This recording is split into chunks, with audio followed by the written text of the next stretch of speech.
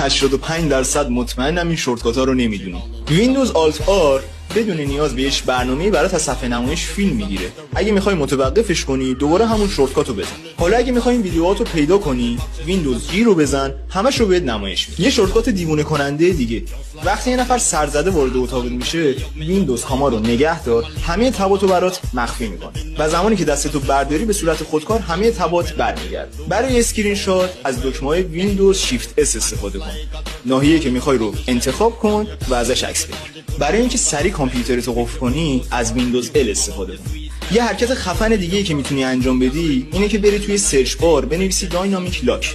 این گزینه رو فعال کنی و مطمئن شی بلوتوثت روشنه. سیستمتو به گوشیت وصل می‌کنی.